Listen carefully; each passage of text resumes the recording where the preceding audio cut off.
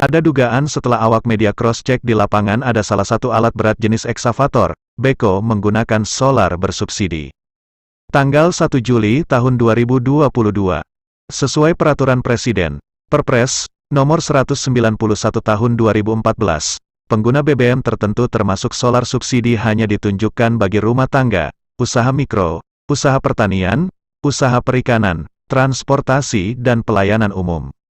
Jadi walaupun sewa ataupun dimiliki industri langsung, tetap saja kendaraan industri di atas roda 6, apalagi seperti alat berat ekskavator, beko tidak berhak menggunakan solar bersubsidi. Dan di lapangan terpantau satu unit alat berat ekskavator, beko sedang beroperasi di perladangan Desa Braja Dewa Kecamatan W. Jepara Kabupaten Lampung Timur. Ketika dikonfirmasi oleh awak media Lantai News, Giono selaku operator alat berat tersebut mengatakan, "Saya hanya kerja mas kalau yang mengisi dan memberi solar adalah orang pondok yaitu Raup dan Robert yang bertanggung jawab di sini," ungkapnya. Lanjutnya, "Coba tanya saja langsung dengan Raup dan Robert mas orang pondok saya di sini hanya kerja," tutup Giono. Giono, warga mana sampean mas? Saya warga Cibuk. Saya mau mempertanyakan masalah alat berat ini sampean sudah sesuai dengan SOP sampean nggak? Alat berat ini sudah dapat izin atau gimana? Izin apa maksudnya? Dari izin lingkungan sampai dinas ke lingkungan hidup Kalau untuk masalah itu memasukkan saya kurang tahu. Itu kan masalah yang punya hajat di sini. Dan untuk pondok, BBM mas, kan gitu. dan untuk BBM sendiri sampai ngambil dari mana? BBM saya ngambil dari pondok. Saya Dari kurang pondok. tahu. Dengan siapa mas orang pondok itu? Iya, yang pengurus-pengurus itu. Pengurus itu siapa namanya? Iya Pak Robert, ya Pak siapa itu? Siapa? Sebutkan. Ya kalau sebutin satu saya nggak kenal tuh. Setahu sampean siapa? Yang ngurusin Pak Robert kalau di sini kan gitu. Yang memberikan BBM bersubsidi solar ya kan? Untuk alat berat ini kan setahu sampean ini kan harus ada BBM-nya sendiri khusus untuk alat berat, ya kan? Sedangkan apa yang kata sampean tadi, sampean dapat dari orang pondok. Siapa orang pondok? Itu tadi. Siapa? Coba sebutkan.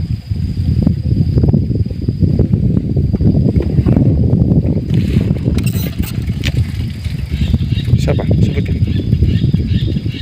Loh, sampean kok merbal saya sih mas? Iya, saya kan wawancara. Siapa mas? Enggak, saya berhak nolak dong kalau wawancara. Oh, wawancara berhak nolak. Oh gitu ya. Saya nggak tahu apa-apa masalah itu loh, maksud saya gitu loh, jangan nekan loh, maksud saya gitu. Dan Raup ketika dikonfirmasi membenarkan bahwa solar kami yang memberi dan saya beli eceran, drigen dan satu drigen isi 35 liter dan 1 liternya harga 10.000 atau berapa gitu Pak, ungkap Raup selaku pengurus pondok pesantren. Selamat siang Pak. Ya, selamat siang. Maaf Pak, ini dengan Bapak siapa Pak? Nama saya Ahmad Abdul Rauf. Ahmad. Abdul Rauf.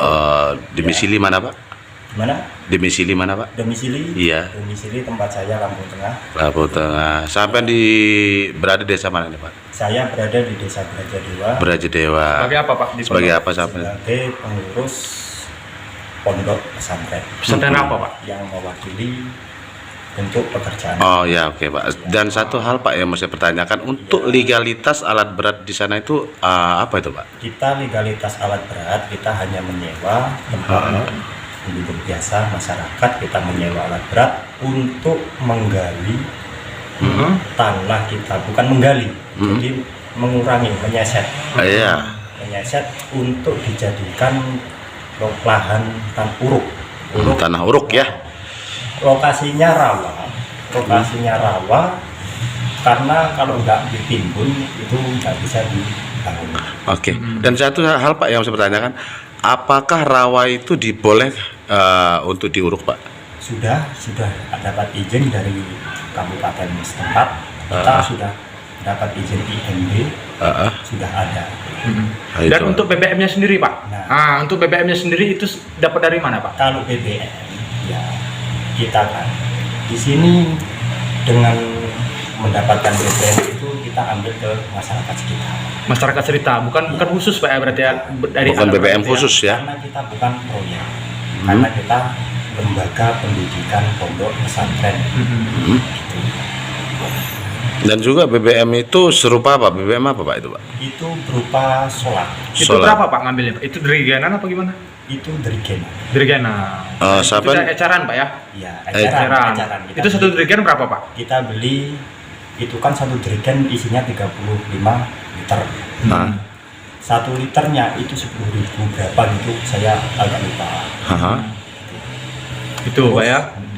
Itu untuk izinnya sendiri sampai sudah izin ya dari Iya. kemana udah Ya. izin untuk desanya, untuk izin lingkungannya biasanya Pak ya. Kita udah izin, lingkungan kita udah izin, kita sudah berkoordinasi dengan Bapak Lurah Gajah Dewa. Wah, terus yang dari kabupatennya dengan siapa Pak? Kabupaten kita langsung ke tempat bupati. Tempat bupati kita udah izin. Itu kalau masalah izin tempat bupati itu bukan kewenangan saya. Itu langsung kewenangan kiai kita atau guru kita. Untuk izin untuk memasukkan alat berat tersebut atau BBM tersebut Pak ya? Saya hanya sebagai pelaksana atau penanggung jawab di lapangan. Dan juga apakah izin tersebut yang masalahnya untuk BBM sampai ke bupati juga gitu Pak? Tidak ya? Nah, itu pribadi Pak ya. Kita cari sendiri. Cari Pribadi, sendiri ya. Pak ya untuk isi alat berat itu Pak ya. Kalau boleh tahu alat berat itu jenis apa Pak? Itu alat berat itu jenis Eksa. Eksa Pak Spator, ya? Atau Beko Pak ya. Terima kasih banyak Pak. Ya, sama-sama.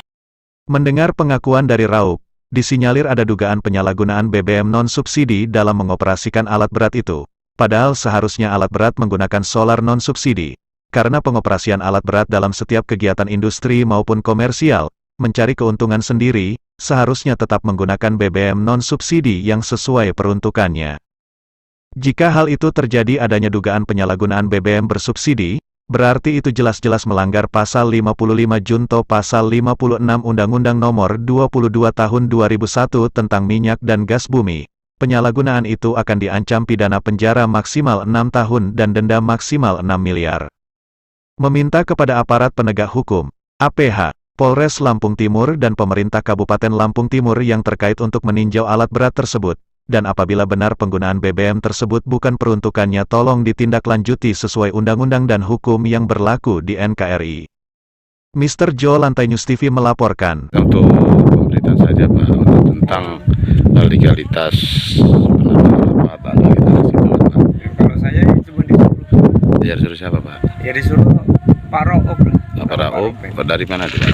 Hah? Orang mana Pak? Ya orang pondok sini. Orang Pondok Pak ya. Nah, sampai sendiri atas nama siapa Pak? Saya Batu Giman. Pak Tuhiman. Warga mana sama Pak? Saya warga Langkawati. Nah, sampai disuruh untuk muat tanah, untuk nimbun jalan. Ya, nah, ini Saya rare trader cuma nah, setelah itu berapa? ya kemarin lewat sana itu 70. Sampai beli juga di situ. Saya nggak beli, Cuma cuma disuruh aja, mau kosan. kosan 70.000. Nggak sana ya sini nggak tahu. Bukan Mas. Cuman gotong royong kalau gini. Coba saya tanya satu lagi. Apakah pantas timbunan ini yang dibangun oleh desa yang sudah interlah ditimbun seperti ini apa pantas? Loh, saya nggak tahu Pak, saya disuruh aja. Enggak, kira-kira pendapat sampean. Saya nggak tahu pantas enggaknya, saya nggak tahu. Gini aja, kalau mau pasnya, sampai temuin aja orangnya, kan gitu. Saya mah disuruh kerja Pak, saya orang kerja, kan Betul, gitu. ya.